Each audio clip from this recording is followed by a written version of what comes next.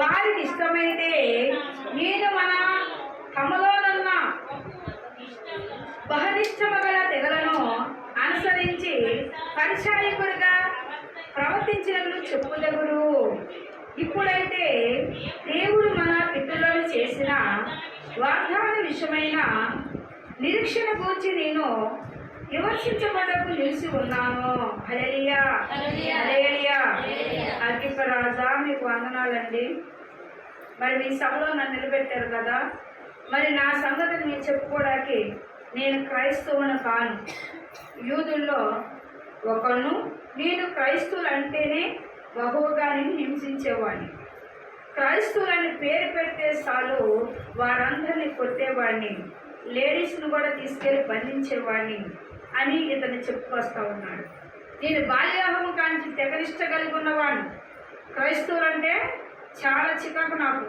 అలాంటి క్రైస్తవుడు అనే మాటని అన్నప్పుడు నన్ను ఇక్కడ చూడండి 11వ అధ్యాయం అదే వచనం.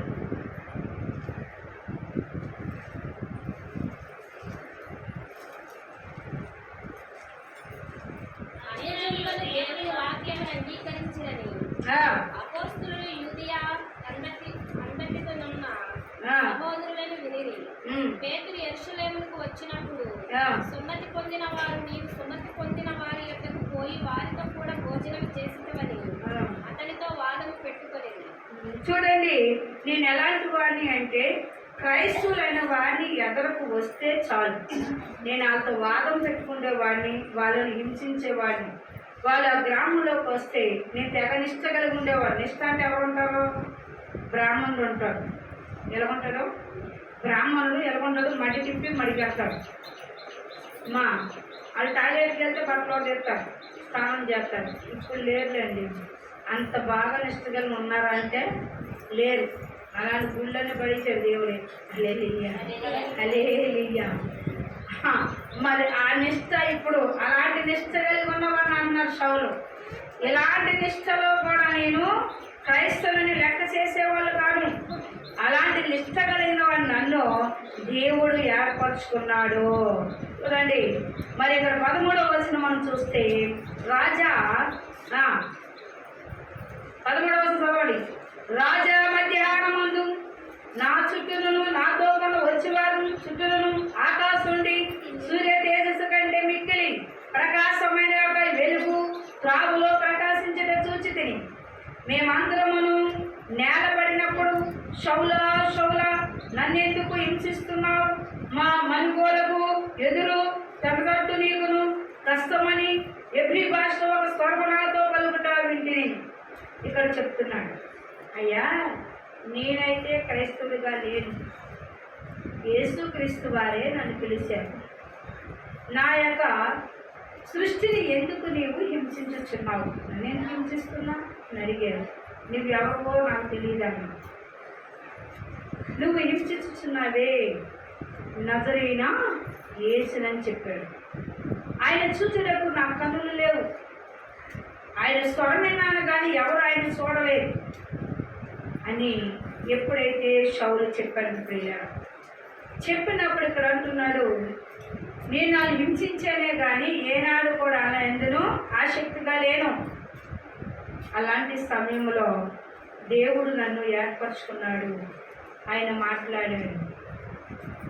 ఆయన మాటల్లోని ఎప్పుడైతే ఏర్పరిచి నన్ను ఎక్కడికి వెళ్ళమన్నారో అక్కడ నేను వెళ్ళడం మొదలుపెట్టాను. అలాగే సువార్త చేస్తాను ఇక్కడికి వచ్చాడు. కానీ వీళ్ళందరూ నేనే క్రైస్తవుని, నేను పుట్టి మొదలు కానీ క్రైస్తవుని చెప్పుకుంటున్నారు కదా. నేను పుట్టి మొదలు కానీ క్రైస్తవుని కాదు. నేను మన పూర్వీకుల దేవుడు ఎవరు అంటే నజరేయున యేసే. హల్లెలూయా, హల్లెలూయా. ఈయనట ఆ సభలో చెప్పాడంట ప్రియ. కరంటున్నాడు, సంగతిని నీకును కలగవో సంగతులు నీకు పరిచాయకుడుగాను సాక్షిగా నియమించడానికి కనబడుచున్నాను. నీవు లేచి నీ పాదములు మోపి నిలువున నేను నా ప్రజల యొద్దకు అన్ని జనులకు హాని కలుగకుండా నిన్ను కాపాడుతాను. హల్లెలూయా. నన్ను దేవుడు దర్శించి అన్ని జనులకు దేవుడే నన్ను పంపించాడు. ఆ శుభార్తకి నేను వచ్చాను. అంతేగాని నేను క్రైస్తవునే కాను. నజరీయుని యేసే నన్ను పిలిచాడని చెప్పాడట. ఎప్పుడైతే ఈ మాట అభివృద్ధిరావు ఒప్పంది ఉదిస్తాంది రాజు కట ఏమన్నా తెలియదంట. ఇంకెవరైనా వచ్చారా? ఈయన పక్కన ఎవరు లేరు. మరి ఆయన ఎదురే ఈయన ఎదురే కదా. ఇంకా ఆయన ఏం చేస్తాడు? ఈయన దగ్గర తప్పేమో కనబడుతుంది, ఏమి కనబడట్లేదు. తప్పేం చేశాడు? ఏం చేయలేదు. సువార్చం తప్పేంటి? తప్పేం కాదు కదా. నచ్చితే నా మెరుగు, నచ్చకపోతే కాము కూరుకో. దీనికోసం పెద్దది ఏముంది? దీని వల్ల తప్పేం లేదు, నాకు తప్పేం కనిపించలేదు అన్నాడు. ఇంకా అందరూ వదిలేశారు. దేవుని స్తోత్రములు. హల్లెలూయా. జీవము గల దేవుడు అన్నీ చేయగలడు. హల్లెలూయా. ఆశ్చర్యకరుడు, ఆలోచనకర్త, నిత్యమగుడు తండ్రి, సమాధానకర్త, నీ వంటి గొప్ప దేవుడు నాడిలో నీకు సాటైనా నీడైనా లేదు నీళ్ళలో. నీకు సాటైనా నీడైనా దేవుడు లేడిలో. ఆశ్చర్యకరుడు, ఆలోచనకర్త, నిత్యమగుడు తండ్రి, సమాధానకర్త, తన చేతులలో లోకాలు లయమైపోయేను, తన చూపుల్లో దయ్యాలు నిలనిలలాడేను. తన చేతులలో లోకాలు లయమైపోయేను, తన చూపుల్లో దయ్యాలు నిలనిలలాడేను. నా మాటలు ప్రకృతికి శాసించేవాడు, నేటిపైన రీతిగా నడిచిన వాడతడు.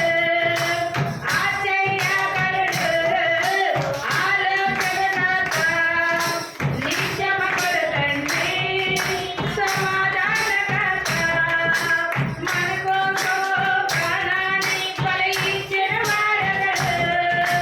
మన కోసం సజీవుడై లేచిన వాడతడు. మన కోసం ప్రాణాన్ని బలిచ్చిన వాడతడు. మన కోసం సజీవుడై లేచిన వాడతడు.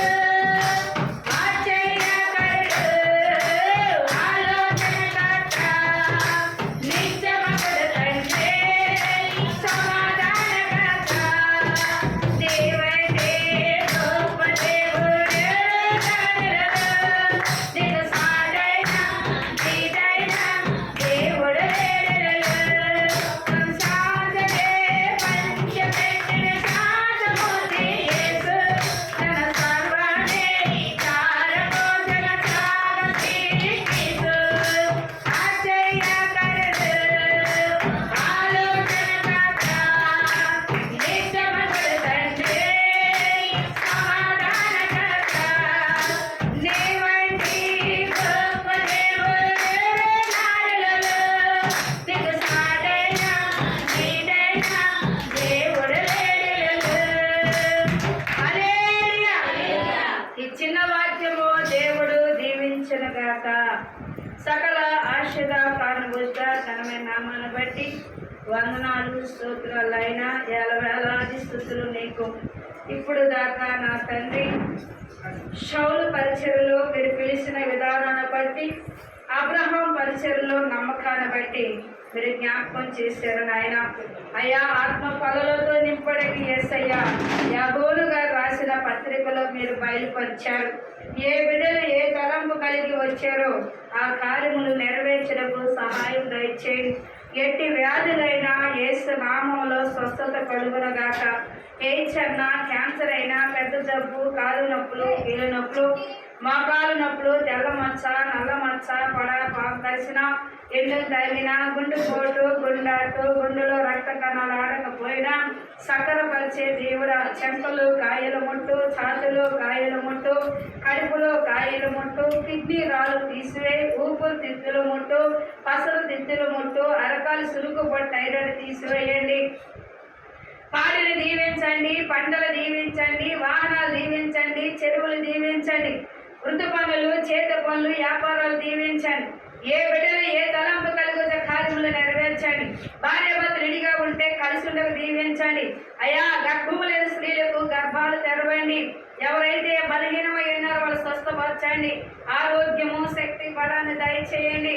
గర్భంతో ఉన్న స్త్రీలు నాయన సుఖడిలో సహాయము దయచేయండి.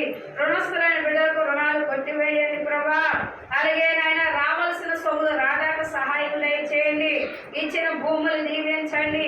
మంచి వాతావరణం దయచేయండి ప్రభా. నీకు వందనాలు స్తోత్రాలు నాయన.